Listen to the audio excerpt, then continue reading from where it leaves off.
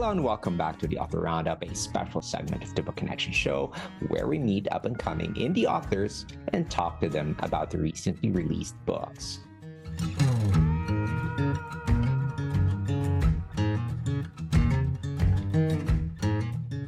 Welcome back again. This is Ray Walters.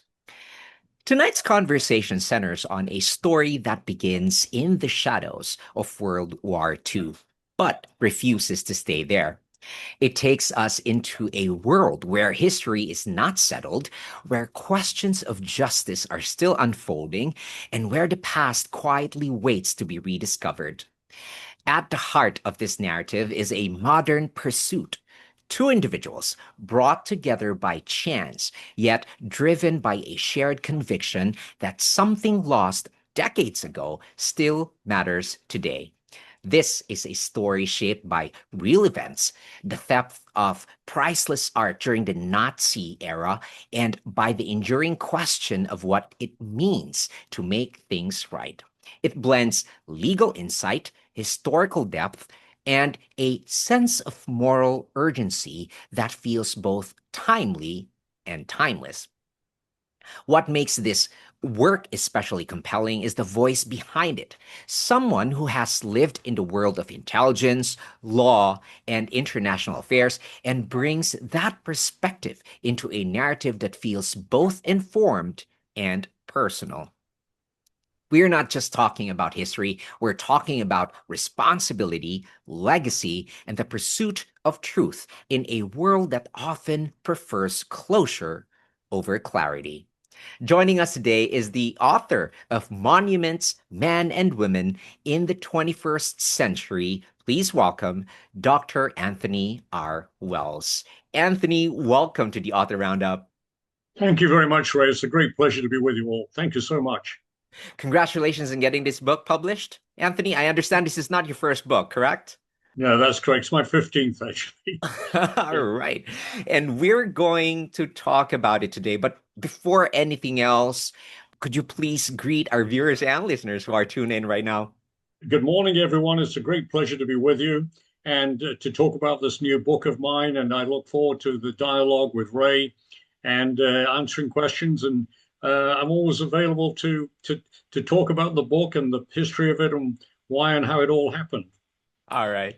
Doctor, let's talk about monuments, man and woman in the 21st century. I would like to start with, because I'm curious, what made this topic feel unfinished to you, as if there was still something important left to explore beyond what history has already recorded.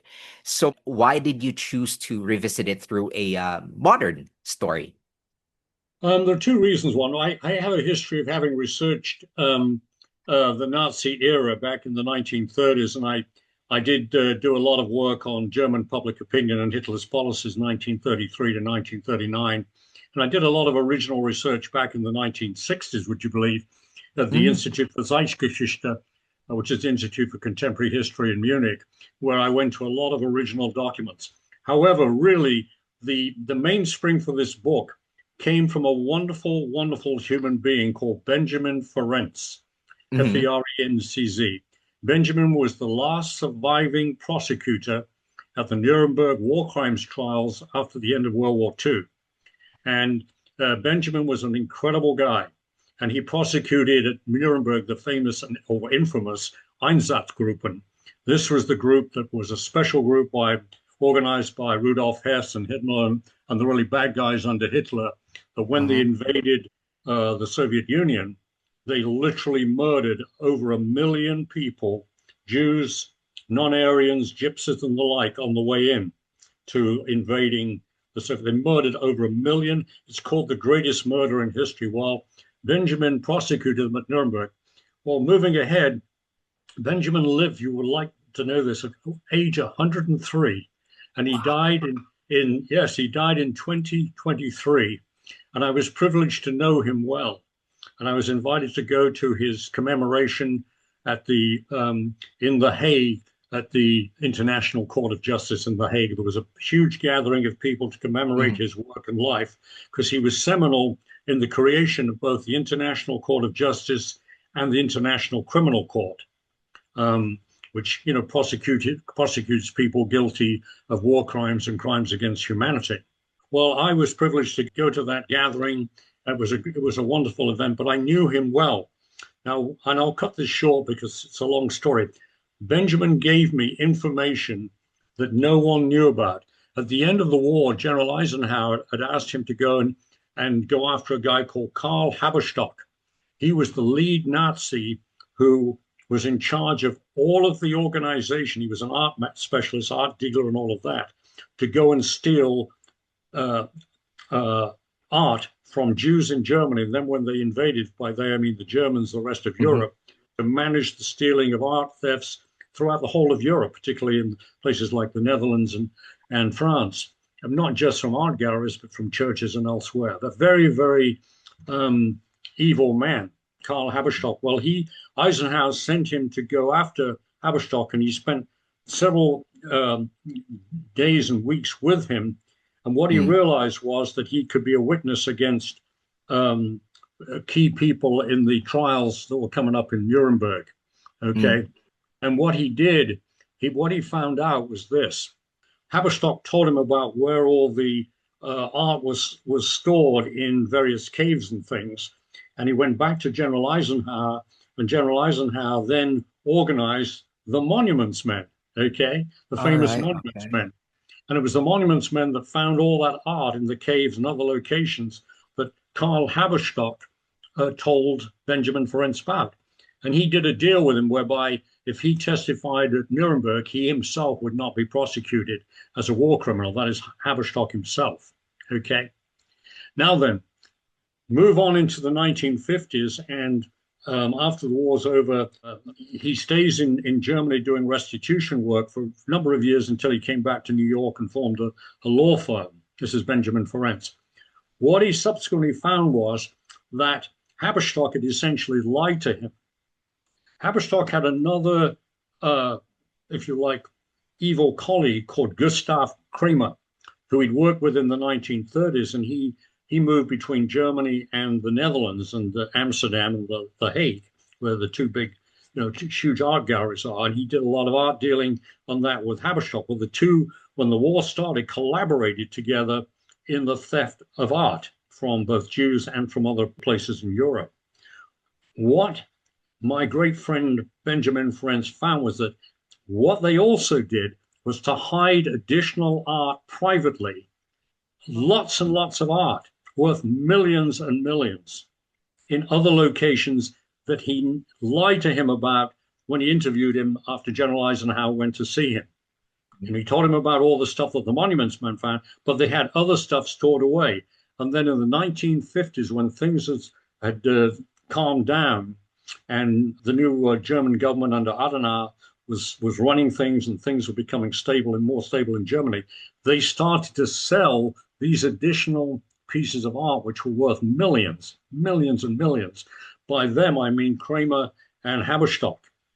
And they made a fortune out of it. And they sold them mainly through dealers in the United States, and particularly one particular dealer I'll talk about with later called Draper in Miami, Florida, and then through art dealers in London. So when he told me about all this opened up a whole new picture on stolen Nazi art, which is commonly often thought of as just being the traditional Monuments Men stuff, the Helen Mirren movie and books on it and all that by art specialists. What they didn't know was what I was now told. So this opened up a whole new vista.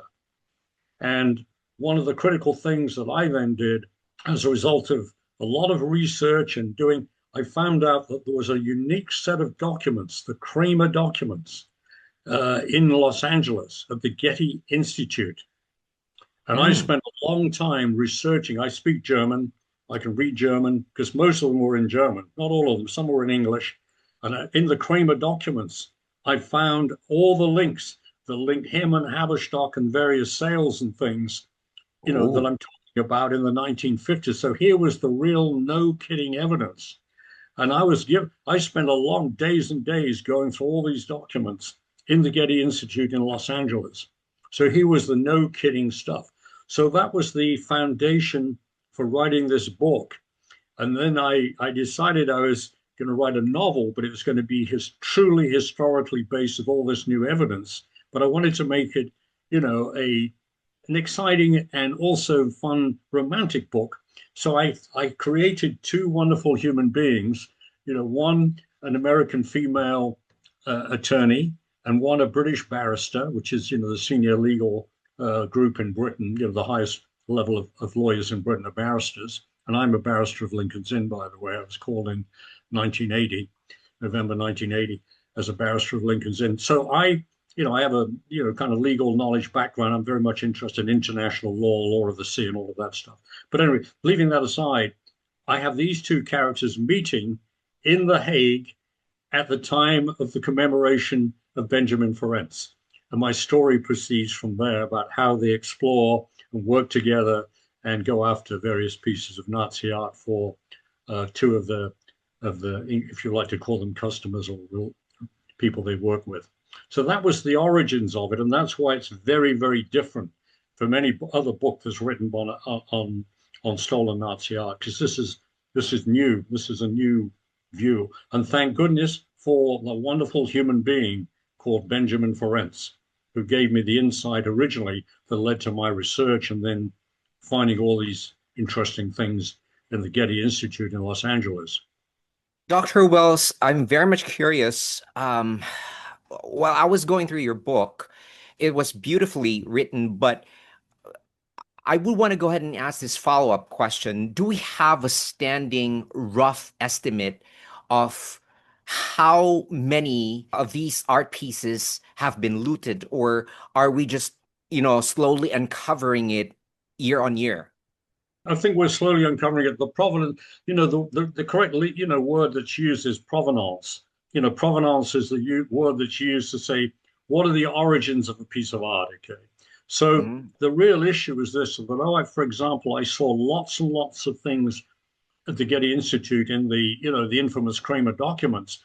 The problem is the provenance after sales are made, for example, by in London or in the particular case in Miami with the art dealer there, a man called Draper. The problem is that shows you that these were, if you like, originally stolen Nazi art, but the provenance behind it, that is not easy because you're talking about now, people whose art was stolen, in the 1930s, right up until the Nazis took complete control and the concentration camps and all the evil things that happened to do with the Holocaust. And then obviously throughout the invasion of Europe, when they stole lots of art from art galleries and churches and places. I mean, not just paintings, but also sculptures and things. It was horrible.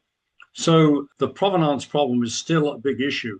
And as I Mhm. mentioned in the book, later on you'll see where they go back to the Netherlands and try to get into the galleries to find more evidence to try to locate the provenance of the two particular paintings, the one that our two heroes are looking for in the book, And so, Jim Davis and Ruth Meyer.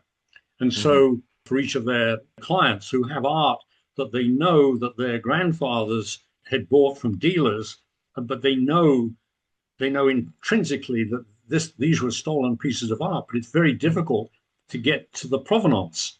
You see what I'm Mhm. saying? Okay. Anthony, I also would want to ask you this question because it feels like you're showing us that history isn't just behind us. It still shapes real decisions today. I'd love to hear your thinking behind that. So, your story connects past events with present day consequences. What made you want to bridge those two timelines together, bring it into the present? Well, I wanted to show that the past is still with us. It's a living, breathing thing. And art in particular, because we're talking about incredible art in some cases, where people do own art, that they intrinsically know the provenance was stolen from either Jews or from a gallery or wherever. Okay, but a lot of it mainly from German Jews. So, that is a big moral continuing issue about how to resolve that and try to do the provenance on it. But obviously at this time, we're in 2026, for, maybe German families, and I say this with, from the bottom of my heart, many were just murdered. They were either murdered, died in concentration camps, or it's just the going back to the people who died or those who came after them who managed to survive. Mm, We're now in 2026. mm, So the provenance issue is extremely complicated and difficult, as my two lead characters found when they discovered all of the things that are in the book, which is based on all the good things that I learned from my wonderful connection with Benjamin Ferencz and mm, what these two bad guys got up to. Really, really evil men, and made millions out of it. So mm. that's a very complicated thing today, and it's a big moral issue. And I think a lot of people, and I have to be careful what I say because I do have a moral obligation, non-disclosure, not to discuss things that I know about.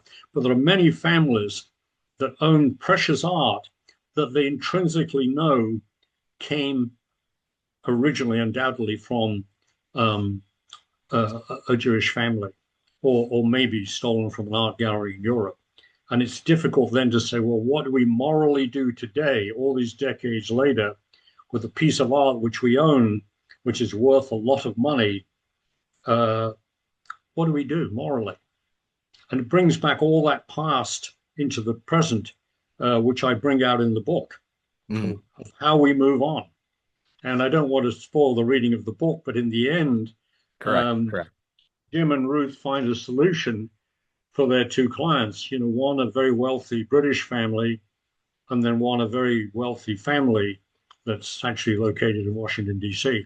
So, you'll see all of that in the book. And I don't want to spoil the book for readers, okay? But that's the, if you like, the great moral issue. But Uh, it ties together the history and memory of what happened with the current legal situation and ownership issues and the provenance problem. you seem to ground the story in truth before expanding it, almost inviting the reader to trust the foundation before stepping into the fiction. So, and I noticed this because the book opens with real historical context, like particularly surrounding Benjamin Ferencz. What role does history play in guiding your fictional narrative, the story on this book? Yeah, absolutely. Because the famous get together, the commemoration of which there were hundreds of people there in the International Court of Justice in The Hague, in the Netherlands, to commemorate his life and work, that brought back all of the issues associated with what happened all those decades ago in the Nazi era, and then the evil that was committed and the work that was done at Nuremberg to prosecute, the very worst criminals of the Nazi regime. So all of that, you know, so this in a way shows an extension of that into this modern era where there's still that linkages where we haven't resolved, ownership of, frankly, stolen art. And so Mm. that's still an ongoing thing today. I mean, right now. And I'm aware of, I shouldn't go into too much detail, but I am aware of real, no kidding, uh, uh, paintings that people are deeply concerned about because they know that it was bought, in ways that associated with having been stolen, probably from a Jewish family in Germany. Mm. Anthony, let's now talk about Ruth and Jim, two characters in your Yeah, book. Ruth and Jim come from very different backgrounds, but they share a common purpose, a common purpose. What did you want their partnership to kind of like represent? the legal connection, obviously, because she's got an art history degree from UVA and then becomes an attorney at UVA and becomes a Virginia lawyer. He's a British barrister with a Navy background and all of the good things that I talk about him. And so they're two very, very wonderful, highly moral, highly educated, and very, very, very keen people to commemorate Ben Ferencz. And then they move on from there together in a very highly professional working relationship and traveling and exploring and investigating. And then there's the romantic element where they're Yeah. finally joined together. And I won't Yeah. spoil the story, but that's a little fictional dimension. But behind both of them are real people that I've known, and real people that exist today, like the meetings in the Plains, Virginia, are is based on my own experience. I do belong to exactly the kind of group that I Mm, mentioned in the book. mm, Okay. So that's mhm. based on fact and real truth. And I don't want to embarrass, well, I want to embarrass because it would be a great compliment, but I shouldn't mention the real names of the real people that I meet with every Monday morning, either in person or telephonically in the Plains, Virginia. Okay. Yeah. Very, very distinguished and wonderful group of human beings who are very, very conscious, as Ruth and Jim were, of the need for peace and tranquility in our world and how we can achieve it given all the challenges that we face today. So there's a linkage, with the past and present there as well. Okay, All right. and then there's the Jim's British connections and all of that, and the spiritual side of it because Ruth is Jewish, and Mm. he is he's a traditional British Church of England type of person, an Anglican Christian, but they come together spiritually as well. And there's that moment in time in Durham, England, which is a medieval city with the most beautiful, spectacular cathedral and university town, where she has a spiritual experience with him there on that famous bridge overlooking the river and the cathedral, the great medieval cathedral. And so there's a coming together there spiritually of them as well as the mission to resolve this whole question of stolen Nazi art. All right. Uh, while I was going through your book, it made me feel like you're not just uh, telling a story, but you're asking readers to wrestle with what they would do in similar circumstances. And because in your book, there's a strong theme of moral responsibility, especially when it comes to owning or returning valuable art. So, why was that so? I'm not sure if it is central to the story, but I feel like it is central to the story. So, why was that so central to the story? I, I, I think it's because people who do own such art, and there are many, many people who are in this situation, both in the United States and particularly in the United Kingdom, who face that moral dilemma and concern when they know that this is not really what it was, so to speak, in terms of ownership, okay, Hmm. when originally purchased way back. Okay. So they face that moral dilemma. What is the best thing to do? And I won't spoil the book by resolving what Ruth and Jim, in conjunction with their two clients, one American and one British, about how to move forward with extremely valuable pieces of art, which were indeed pieces of art that were stolen by the Nazis from Jewish families. So there is a resolution in my book about morally how to legally deal with that and ensure that in a way the art then is, even though the provenance is so difficult, as you say at the end of the book, and I won't spoil the book, they go back to the Netherlands, as you know, but there is a solution in the end in the book, Yes. okay, to that big moral dilemma.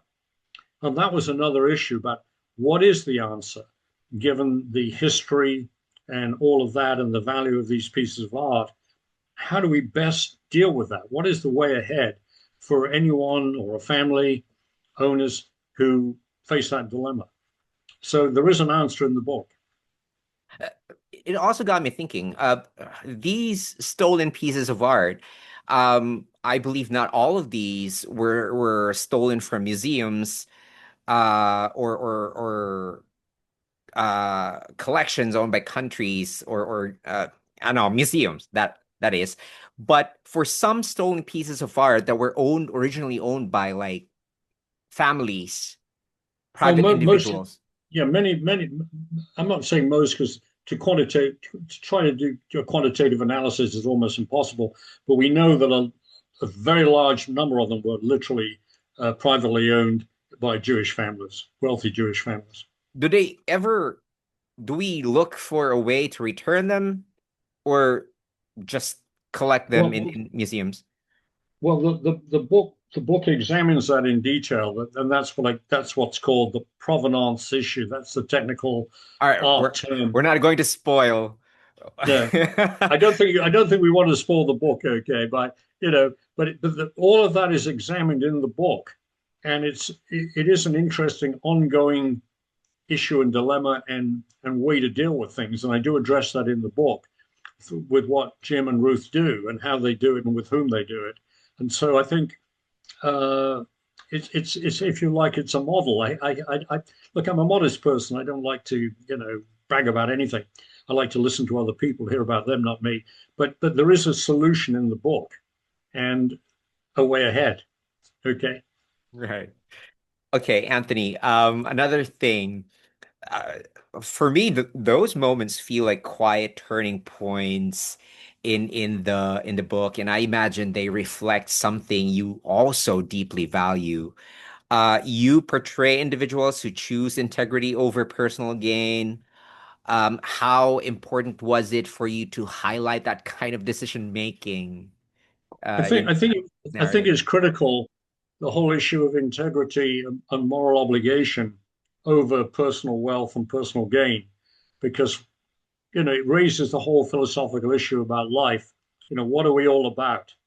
What is goodness? I mean, we saw in the Nazi era the ultimate evil, Mm, exemplified obviously not just by the invasion of Europe and all the bad things that happened, but obviously the Holocaust was just the most evil crime. And then just the one crime that Benjamin Ferencz prosecuted in Nuremberg, the Einsatzgruppen. Can you mm, imagine murdering over 1 million people on the way into the Soviet Union? Over 1 million human beings. I mean, these were crimes beyond all measure. So there is this sense of moral justification to look at why we should still continue to make sure that we try to put right whatever we can, uh, morally and legally and ethically. And so there is that theme in the book. But that's where I personally come from, uh, in terms of what's going on in the world today. In terms um, of what's morally correct, what people shouldn't do. So we still face today those kind of moral issues that are exemplified in the book. Doctor, we've touched a little about this when I made a follow-up question on the first question that I asked, but this one is entirely different. I'd say similar, but it has its uniqueness. And I just want to go ahead and ask you this: the idea that not all stolen art was ever recovered adds a layer of mystery. What led you to explore that possibility? I think the mystery really came out of understanding how these two really bad guys, Karl Haberstock and Gustav Kramer, operated, because they'd hidden these things away for personal gain, which the monuments men never got. And this is a whole new revelation, by the way, in the book. No Mhm. one's ever written about it until right now in this book. So there is obviously that brings out this whole need to not just let it go and forget it as if it didn't happen, because it's there with us. Mm. Those pieces of art are there where we are here in the United States and in Great Britain and in probably in other places too, maybe in Europe. I don't know the answer to that, but certainly in the United Kingdom and the United States, where we know Haberstock and Kramer uh, sold their art in the 1950s and into the early 60s when they both died. So, you're talking about huge amount of money. So there's that need today, okay, to Yeah, make sure that we can put it right if we can. that quite interesting actually. Now let's talk about your background in intelligence, law, and history. It's extensive. How did those experiences shape the way the story unfolds? Well, again, I try to be modest. I'd rather talk about you and you rather than about me. But I mean, I have a long background in historical research as well, and my PhD is from King's College, University of London, and I've written the official history of British naval intelligence and this, that, and the other. I've written the official history on the Five Eyes intelligence community and, lots of stuff to do with the CIA and etc. So, I feel privileged to have been highly educated and, in Britain. It's been a great privilege. And then to be able to use that in a very, very, what I hope has been a very, very useful way in the intelligence community. And again, I don't know. I'm a modest guy, but I'm the only living person that still survived today who worked for British intelligence as a British citizen and U.S. intelligence as an American citizen. So I've worked, both sides, and I've joined both sides together. Worked very over the decades to ensure the survival and work together what we call the Five Eyes intelligence community, of which the US and the UK, Winston Churchill and Franklin Delano Roosevelt got going after a famous meeting, in August 1941, before the United States entered the war after the attack on Pearl Harbor. In a battleship. Winston Churchill went over in HMS Prince of Wales. The ship anchored off of Newfoundland. And President Roosevelt came up highly secretly in USS Augusta that anchored off, and he transferred over to meet with Winston Churchill just off of Newfoundland. I mean, no exaggeration. And they spent time working a strategy. This is before we were attacked here in the United States by the Japanese at Pearl Harbor in December 41. This is August 14th, 1941. So they came together like that. Incredible togetherness to figure out how to deal with Adolf Hitler once it was inevitable that the United States would enter the war. But most of all, to share intelligence. And that was the beginning of the special relationship. And my great mentor and monitor, Sir Harry Hinsley, became Sir Harry Hinsley, was a famous Bletchley Park codebreaker who trained me and helped supervise my PhD thesis and all of that. I became Master of St. John's College, Cambridge later on, and Vice Chancellor of the whole of the University of Cambridge, Sir Harry Hinsley. But in 1939, he went straight from Cambridge to Bletchley Park to become a famous codebreaker of the Enigma code, the famous Enigma code. So, the whole story about Alan Turing and the first electronic computer to try to every day keep up with the code. So I came from that kind of history and background and people that trained me, that led to me getting to where I got in my career. And I've tried all my life in the intelligence business to contribute in the same way and to do my bit to sustain peace and freedom in the world against those who, frankly, are, I hate to use the word, but are evildoers against, freedom and democracy. Right. And Anthony, the reason why I wanted to ask that question is because, going through your book, it feels like the realism in the narrative comes from lived understanding, not just research. And so there's a reason why I want to go ahead and ask that question. Yeah, no, I did. I mean, I spent a long time in Germany. I did all that work in Munich at the Institute for Zeitgeschichte, the Institute for Contemporary History. I have a lot of German friends. I grew up in a city. I went to school, Bablake School, Coventry, a famous school in Britain, founded in 1346. Okay. And, I went to school in a city that was heavily bombed by the Nazis, Coventry. The cathedral was destroyed, famous raid of November 14th, 1940, when thousands of people were killed in Coventry. And it was, I grew up after the war as a young child, and then went to Bablake, which is a very famous school in Coventry, as I say, founded in 1346, which fortunately managed to survive the bombing. I mean, the school and all of that. The original school is still there, and there's a famous school not far away that I went to with the buildings. Now it's a very highly distinguished school in Britain, Bablake, Bablake. You can look it up. But I was privileged to go to that school, but I was brought up in that city, and I watched a city that was completely devastated. The center of the city was destroyed, and the cathedral was destroyed. And when I left Bablake, graduated from Bablake, that year the Queen of England, Queen Elizabeth, came and opened the new cathedral next to the old ruins of the old cathedral. So, this was all caused by, guess who? The Nazis. Yeah. They bombed the city that I grew up in.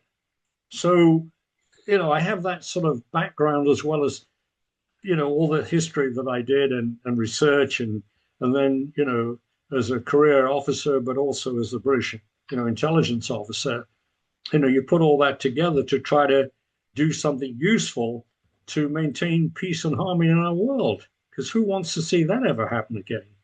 None of Right. us, right? True, true. And that's what makes this book extra unique. Um, there are lots of history books. You have memoirs, you have other fictionalized stories as well, but this is entirely, and there are several books written about uh, lost arts, stolen arts, but this one Yes. really is anchored in research, anchored in experiences, and that's what make it for me entirely unique. Well, Anthony, can I just rudely interrupt and say that's very, very kind of you? That's very, very nice. Thank you. let's talk about the places you mentioned in the book. I'm very much curious to know because for me, the places you mentioned here feel purposeful, almost like characters themselves, and I'm wondering how you chose them. But I think I already have an idea what your answer is going to be. But for the benefit of our viewers and listeners, because the book moves through real locations like you mentioned already, The Hague, in London, Amsterdam. So how important was setting, in shaping the story.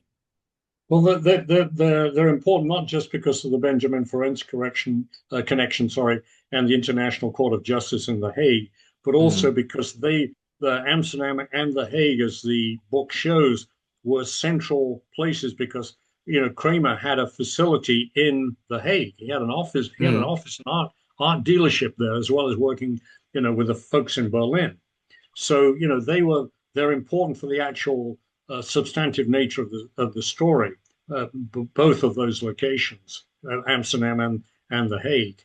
And so then the connection between Ruth's place back here in Virginia and then Jim's place back in the UK, both in London and further north in Durham, yeah, and Newcastle, where he has his great friend Ashley. And I won't spoil the book, but the connection with Newcastle upon Tyne is important as well.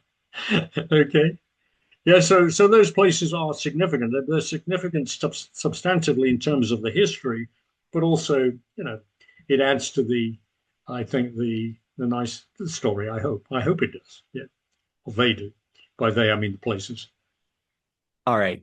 I Another thing, I also love your perspective on because your story seems to suggest that legality and morality don't always align.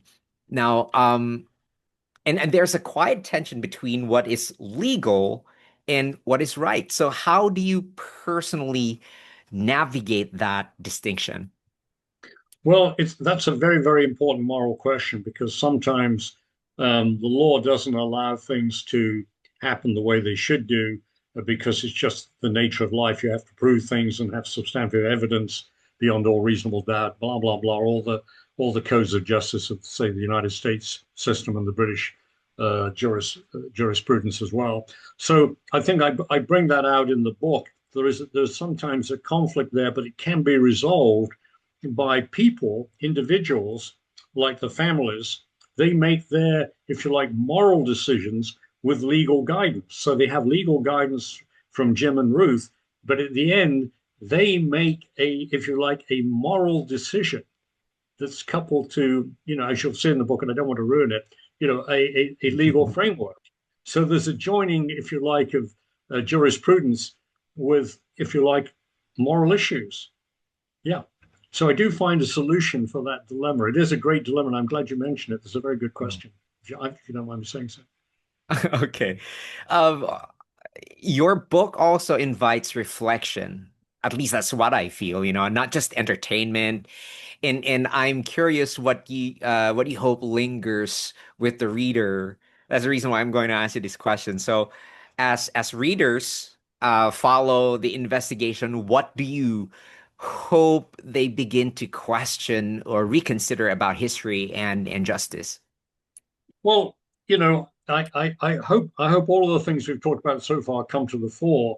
But I think in terms of you know, a, a way ahead, that people who are involved, both directly or indirectly, both ownership issues and questions of morality to do with what do we do with our painting that's, in the family vault worth millions, and the solutions that I find in the book that Jim and Ruth come up with the families as an Mhm. exemplar, a way ahead, a model, if you like, for moving ahead.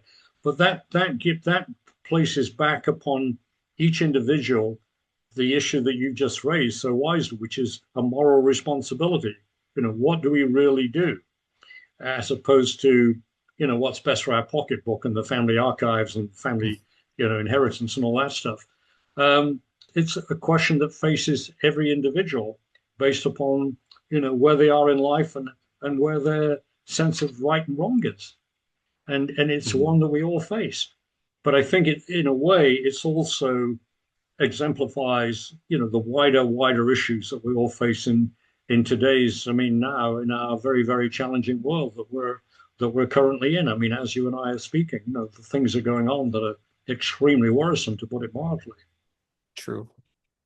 I'm down to my last question, Anthony, and Uh, but before uh, I'm gonna go ahead and close this very interesting and fun interview, um, where can we grab a copy of your book? well, it's really easy. All you do is just go online and you can buy it from Amazon. And if you want to get an Amazon link, just put into Google or whatever server you use for getting information. Just put in, the title or my name and the title, whatever, Monuments, Man and Woman in the 21st Century by Anthony Wells, and that will then give you an Amazon link. And I'm not trying to sell Amazon, but I use Amazon all the time myself.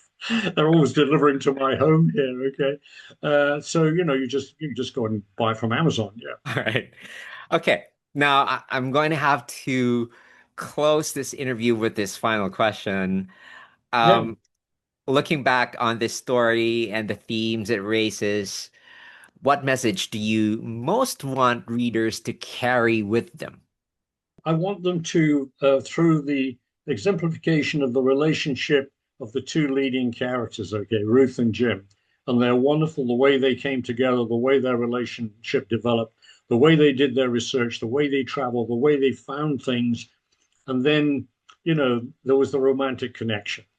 There was essentially both goodness in their work, but also love and goodness in their relationship. And the two came together. The two binding things came together, both the need to resolve the big issues they faced in finding those art pieces and the history and the whole thing that's in the book, with then the personal relationship based on goodness and love and affection. All right. Anthony, thank you so much for sharing your insights to the author roundup. Um, Quite an interesting book that you have written, your 15th book. Um, I don't know. I would want to go ahead and ask you more questions, but I that's the last question that I It's have all right right. here on Yeah. paper. But Well, thank you, really, thank no, you for your no, time. no. It's been my privilege, and thank you for inviting me and asking me these questions. And I hope I've given some interesting answers. I hope. Yeah.